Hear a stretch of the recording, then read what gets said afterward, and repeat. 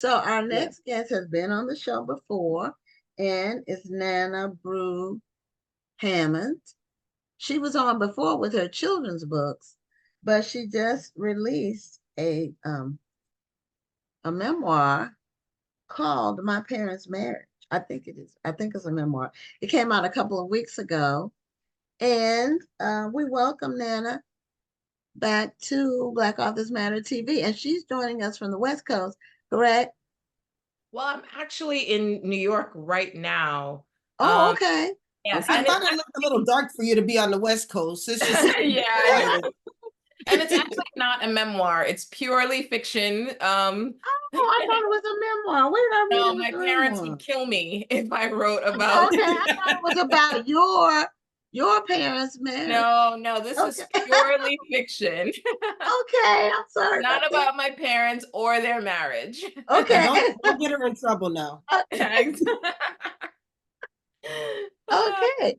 Well, what tell us about the parents that are in the book. I have to reprogram my mind because I'm Yeah, ready to hear yeah. about your parents and their marriage.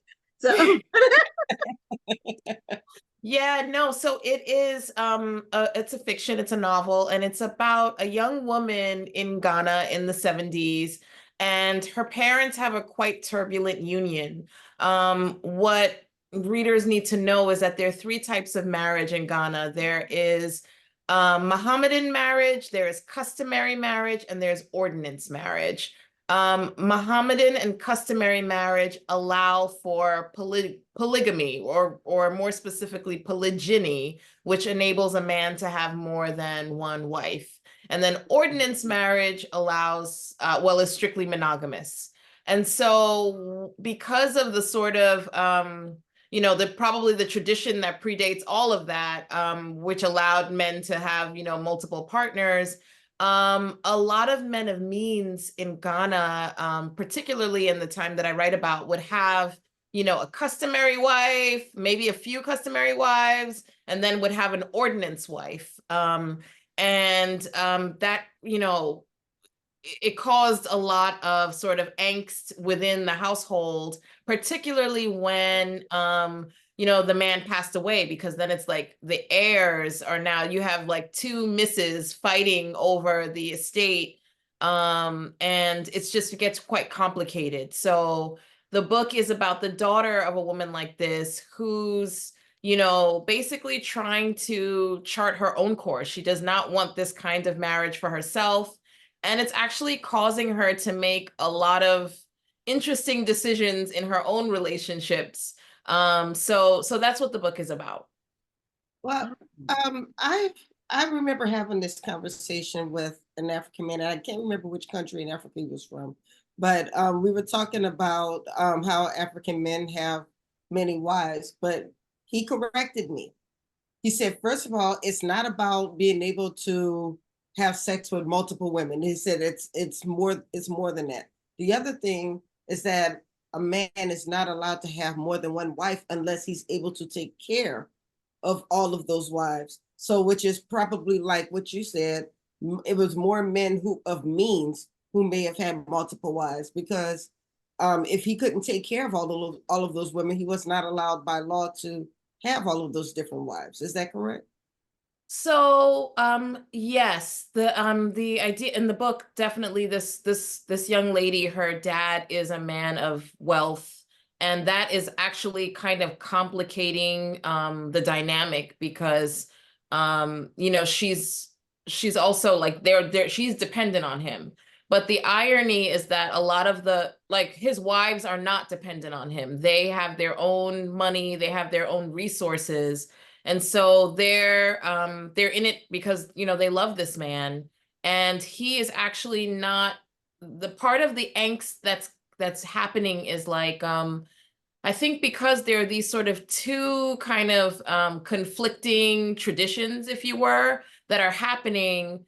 A lot of wives are like not down, for the multiple, and a lot of the husbands are not always honest about what's going to happen. There's a really good book by a writer called Mariam Abba that came out in, I believe it was the 70s, set in Senegal. And it's, I think it's like maybe the mother to this book, because she writes about, it's fiction as well, but she writes about a wife who, her and her husband, they're like in the like post-colonial, Senegal, living their lives, enjoying themselves. And then, years into their marriage, like 20 years into their marriage, he picks up a new wife. And it's Wow. quite devastating to her, to her children. And so I really wanted to examine this less anthropologically. It's not about, it's not like an indictment on polygamy or polygyny. It's not even about that. It's more just, here's a young woman who has seen her mother and other wives of her dad disrespected. She's seen a lot of upheaval and division. Goes along with it. The part Exactly. that So we it's don't more always about her read about. Yeah. emotional response to, what's happening and how it's impacted her sense of self-worth as a woman. Yes, I love it. I mean, I love it because, like we were saying, we hear a lot about polygamy and so forth, but we hear about it more textbookish, like this is what's happening. We don't really think about what is going on in the minds of the women who are going through this, or even what's going through the mind of the man. I think that's one of the reasons why, even though it's a entirely different culture, I enjoyed the Joy Luck Club because it really delved into the emotion of the first wife, the second wife, and so forth. And so this sounds like a really interesting book.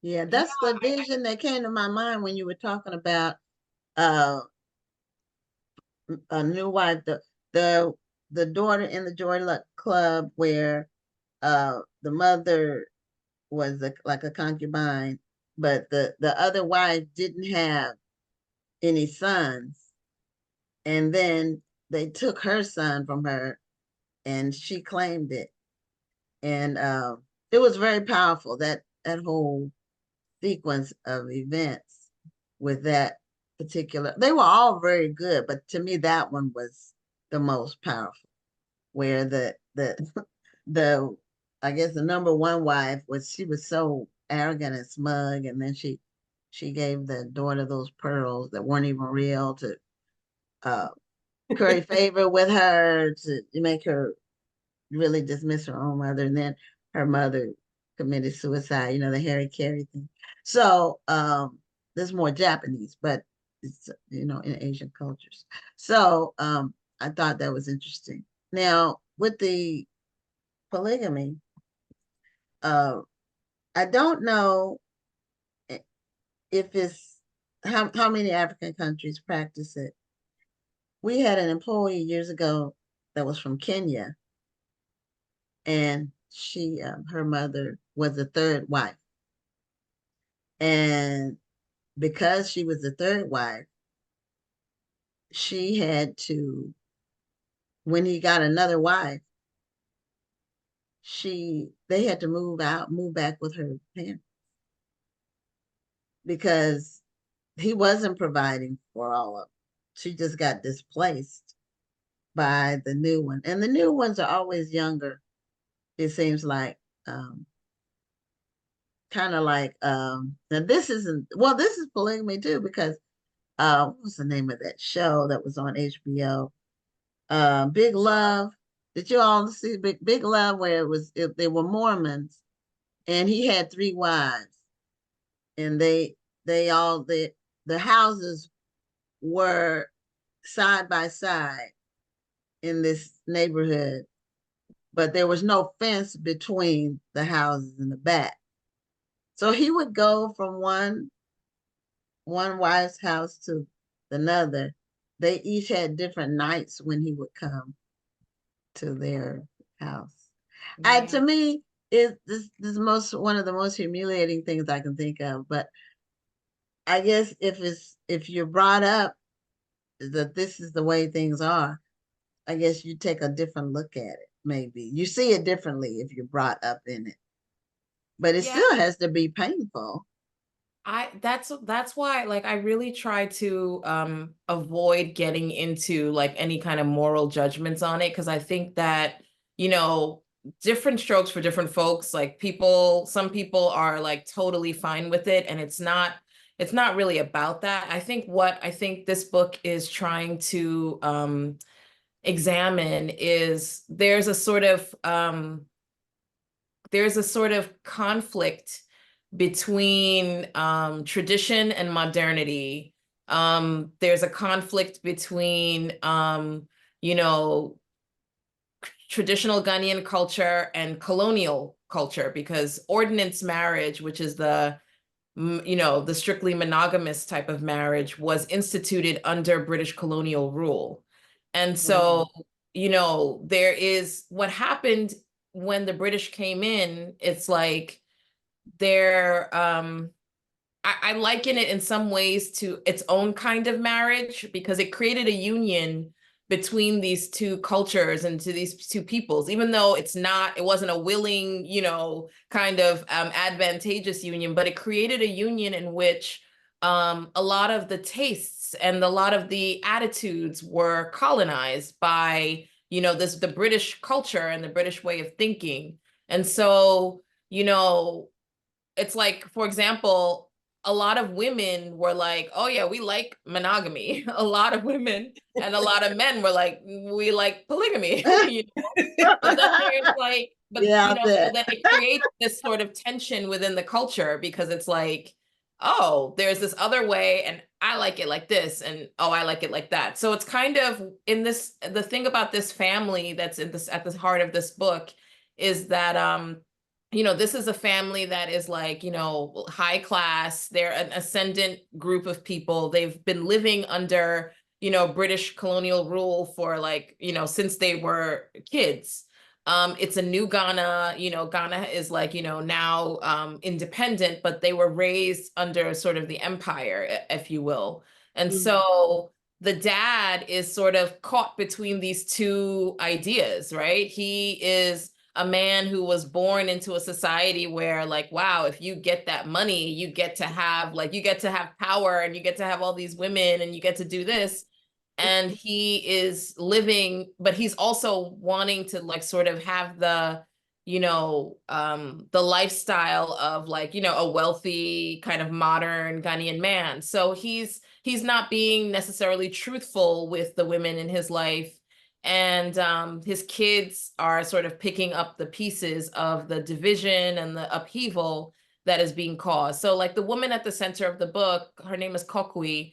Kokwi is really just reeling from, her dad's like infidelity in terms of being not truthful to her mother, the wives. And also she's reeling from, the jealousy of the other women, right? The jealousy of the stepmothers, the bullying of the half siblings, like all of that is sort of weighing on her. So when she's like, basically, my parents' marriage is like her way of saying, like, I want nothing like this. And so everything that's motivating her action is to escape the shadow of her parents' marriage. And so that ultimately, she finds a young man who's headed to the States for university. And she's like, I found my guy. He's like, he doesn't have a lot of money. She's grateful for that. She's like, good, he's not going to be that guy. And then she sort of discovers, as she and, as they get married and start their lives together, that every marriage has its challenges, whether, it looks one way or another. Every marriage has its issues.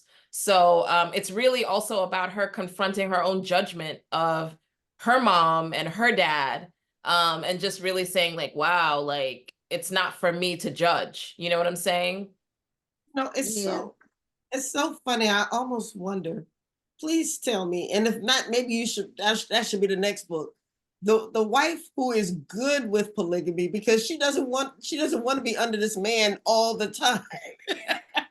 You come every once in a while. We do what we do, and then you go to the other wives and leave me alone. Yeah, oh yeah. I mean, I'm sure there are many. And I think that the thing too is that what's sort of delicate about the situation too is that we're talking about like finances and an estate, because again, a lot of these things blow up when the man dies. Because when the man dies, then it's like, okay, who is the heir of this estate? And so on some level, I think in many cases, it's really for a lot of the families that are involved, it's not necessarily even about, sometimes it is about the things, because it's like, wow, okay, you know, who's going to get like this mansion or this business or whatever it is that's up for grabs, right? But there's The inheritance. also the feeling of, you know, the feeling of like my life mattered to this individual, right? Like I've hitched my tent to this individual, and I I'm the wife. Like I'm the one, you know what I mean? And so there's a lot, it's complicated. And I think that I really tried in this book to get at that complication. Because again, it's easy to kind of look at it from the outside and be like, oh my gosh, like either that's not for me, or like you said, like, all right, that kind of sounds cool. Like I don't have to be a full-time, you know. Hey, let me clarify. I'm not saying at night. I'm not saying that. I know what you're I'm just saying. saying it'd be interesting to read somebody who did. Yes, no, there are books like that. I feel like there are characters like that for sure, because it's like everybody is different, every situation is different. And that book I was talking about, So Long a Letter by Mariam Abba, it's actually the main character is writing a letter to her friend who was in the same situation where her husband took a wife, you know, years into their marriage, and that woman just bolted. She was like, I'm leaving to the US, I don't want anything to do with you. And the woman who's writing the letter stayed, and she's grappling with her decision because her daughter is actually looking at her like, how could you, you know, stay? How could you allow him to disrespect you in this way? So it's very complicated, and everybody who's ever been in a relationship knows, like, it's not like only the people who are in the relationship Right. truly understand the dynamics of it. So it's really, again, I don't, this book is not about judging polygamy. It's not about that. It's really just, again, about this one woman's story of like, this is what she grew up in. She didn't like it. And she's actually making a lot of decisions that are for good and for bad that, you know, she's going to have to, you know, deal with for herself. And actually that's the emotional core of the book, I think, too, this idea of what you know, we all sort of like are born into a situation, whatever that situation is. And sometimes we bring that baggage into our relationships, but also we make all these decisions based on that baggage, right? And what if we sort of took a pause and interrogated why we are choosing the things that we're choosing? And sometimes even we are not even making the choices consciously. Like we're making those choices because of what our parents went through. They are raising us in a specific way, and it's like that wasn't even my experience, but I'm making all these choices because that's what my parents told me to do, but that's because of their experience. And so I wanted us to interrogate that too, like generationally, what are the patterns that we're seeing in our families, in our own choices and lives, and what are the ones that we need to break, you know, for our own healing, our own sanity, and for the future. Yeah, the thing about polygamy is that, well, polygamy and adultery, or what do we want to call it? Jealousy is a human trait, and it's one that most people have in relationships. Even if there is polygamy and it's part of the culture and tradition, jealousy is a human response to Yeah, that. you know, I So did a lot of research on like sort of, you know, marriage case law. I also read a lot of proverbs, just to kind of really situate myself in like the feelings and the sort of the cultural idea around this topic. And there were a ton, there's so many proverbs on marriage, which I found really interesting, but there were many that were, that address the, the delicacy of a polygamous home. Like if you have 10 wives, you have 10 tongues, or you have 10 troubles, or, there were many proverbs like Okay. that. Okay. And so that said to me that, like, again, like, this is not something that is, a simple or easy or, delicate kind of situation. And again, there's so many things that go into it. Some of it is like, it's culture, it's tradition, some of it is financial. The man is, has money, he becomes the caretaker of, a woman, and then ultimately her family, is taking care of her family too. So there's so many things that are built into it. There's, land acquisition that is involved as well. So there's so many different things. And I think what's interesting about the characters in this book, again, is that they're in a modern context, right? They are, living in the capital city. They have, like, the guy owns a business. He's all about progress. His wife is, her own mogul. The character's mother, she's also well-to-do. She's actually like an artist and a designer. So these are modern, have modern sensibilities. And it's, so there's this clash, internally and culturally between, the custom, the tradition, and what they want to do for themselves. So In doing your research, what would you say was the part that surprised you most? I will say this, and I've said this a couple of times, because this was actually, I did a lot of research on, like, marriage case law. And one case that I came across was so heartbreaking to me, because it was, a man of means, he passed away, and the two wives were in court about, the estate or what have you. And one of the wives, she was a customary wife, right? So she didn't have, like, the paperwork. So in a customary marriage, it is a presentation of dowry. It's an exchange. The man will, the woman's family presents a list to the man's family and says, like, this is the value of our daughter, the value that she brings to us. And we also want you to, like, set her up for her, an independent life of business or what have you. So he'll have to go out and buy, everything that's listed on the dowry. And so if a divorce happens, the family has to return all the things that, were purchased. And it's euphemism in Ghana is like, he returned the drinks, because it's, the man would sort of bring, like, a lot of drinks to the family. And so then he would have, if he returned the drinks, that is considered a divorce. Like, they're done. But with a ordinance, which is paperwork marriage, whether you do it in church or you go to court, that it, we're used to that in the Western society. We understand, like, if it's a divorce, now you have to go petition the court, you have to do all this paperwork stuff.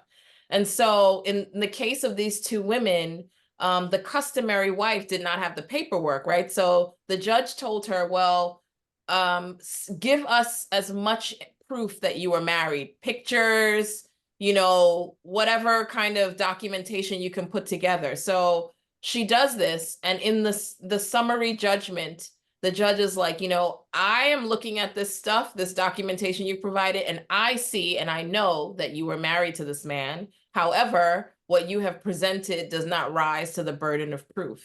And Wow. that is so heartbreaking to me, because Yes.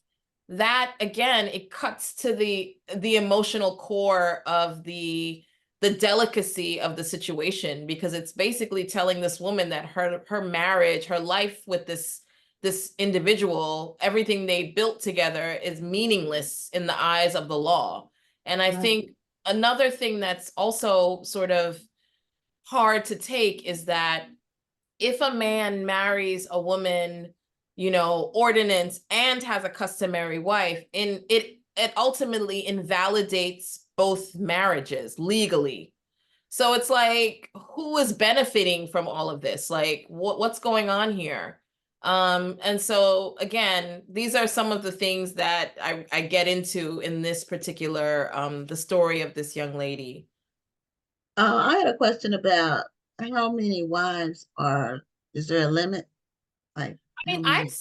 I have seen legally that it's I think it's four customary wives. That's what I've seen. But again, I think that you know, depending on how, part of it too is that when there's a culture of just multiple multiple women. So it's like, okay, you might be my customary wife, but then you might be my girlfriend, and then you might be my missus, my ordinance wife. And you might be like, so there, it just creates a situation where there's lots of situationships and lots of Sounds things confusing. happening.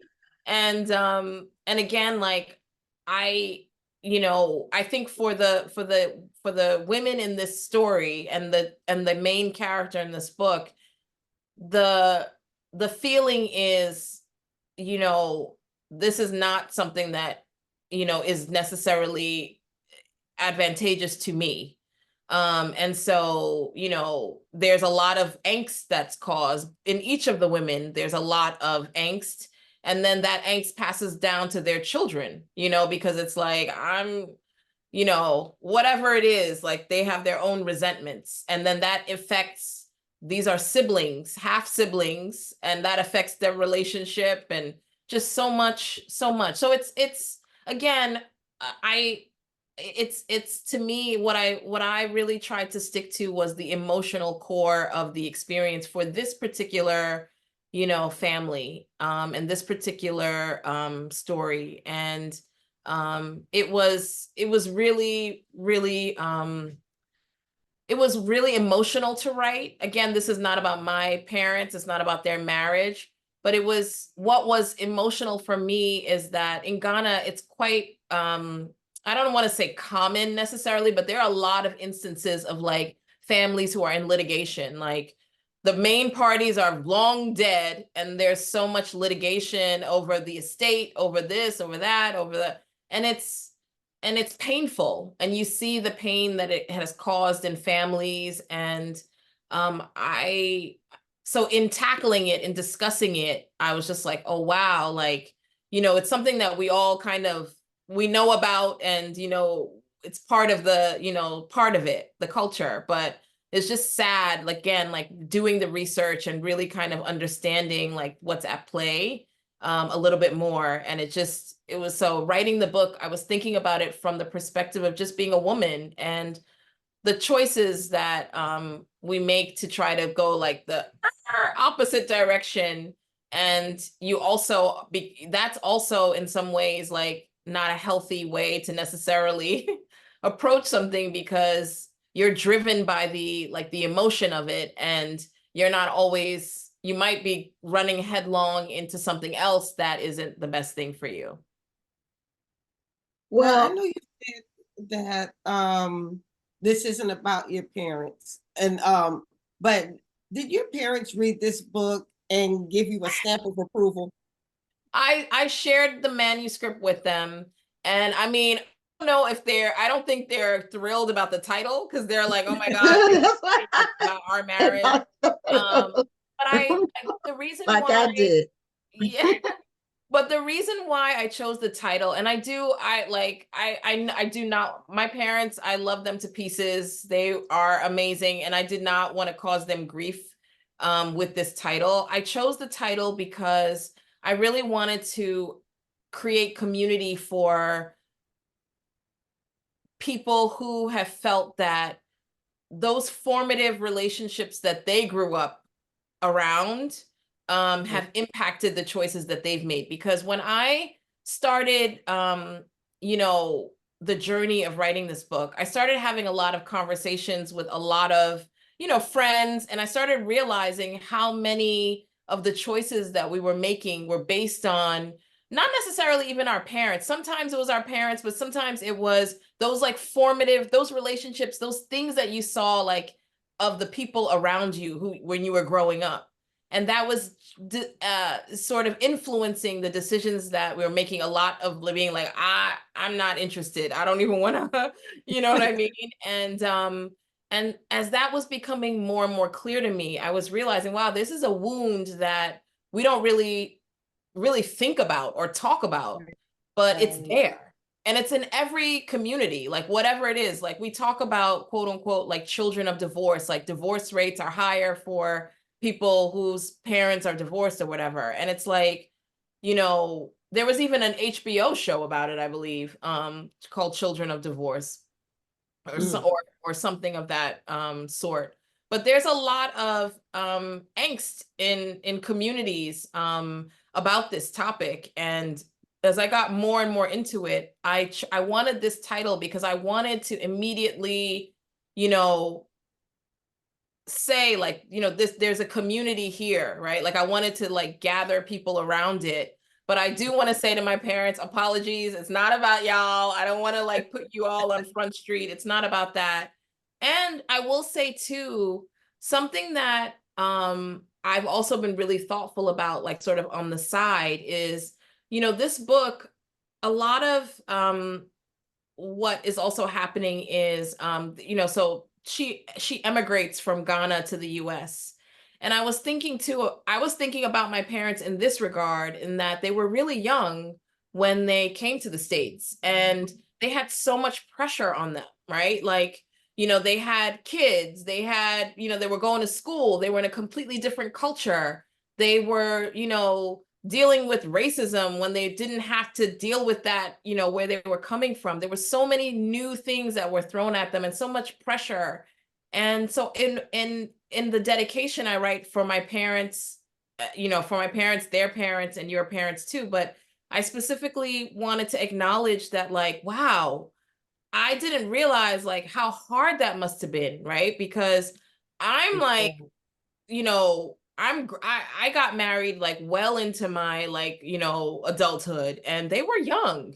And so I think I have so much more respect for all that they put together, because I'm like, I'm 46 right now. Like, and when I think about, by the time my parents were 46, like they had raised their children, they had like moved on to other things. And I don't know if in my early 20s, I could have moved to another country and started from scratch and raised a family and done all that they accomplished, you know, send their kids off to college and do all that stuff. And then like go on to like live whole other lives after, you know, we all kind of were on our way. So I Well, really, Nana, we are past our time. oh, sorry. No, Yes. no. Oh, But it's it was very a great interesting. conversation, but I'm like, unfortunately, we're Yeah, running to the yeah. next. We're running into our next interview. Yeah. So you've been holding your book up all the whole time, and you know, kudos to you for that. And so people can see the book and they can order it online. And thanks so much for being a guest again on Black Authors Matter TV. Thank you for having me again and this great conversation. Take care. Okay. Thank you. Take You care. enjoy yourself and have a great night. You too.